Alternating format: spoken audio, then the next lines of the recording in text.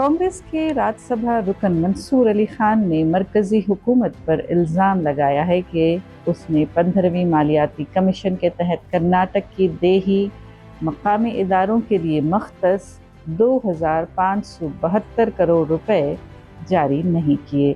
4 अगस्त को social media platform x पर मंसूर अली खान ने बताया कि राज्यसभा में उनका 0 आवर नोटिस मंजूर हो गया था, लेकिन ऐवान की कार्रवाई मुलतवी होने के बायस इस पर बहस नहीं हो सकी। उन्होंने कहा कि वो आने वाले दिनों में दोबारा ये मसला पार्लियामेंट में उठाएंगे। नोटिस के मुताबिक 2025-26 के लिए कर्नाटक को ये रकम मख्तस की गई थी, लेकिन अवार्ड की मुद्दत ख़त्म होने तक 1 रुपया भी जारी नहीं किया गया।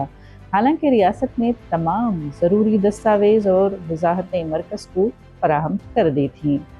मंसूर अली खान ने कहा कि 21 जुलाई को मरकज़ी वज़ारत ख़जाना ने राज्यसभा में बताया था कि मुतल्लिक़ा वज़ारत को सिफारिश न मिलने की वजह से फंड जारी नहीं किया गया।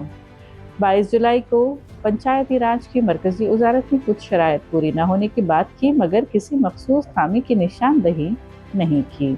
उन्होंने इल्ज़ाम लगाया कि बीजेपी की क़यादत वाली मरकजी हुकूमत ने कर्नाटक के हिस्से का 1 रुपया भी जारी नहीं किया, जबकि ये फंड रियासत के 6,000 से ज़ायद पंचायतों में बुनियादी सहूलियात जैसे पीने के पानी, सफाई और देही तरक्की के मंसूबों के लिए इस्तेमाल होना था।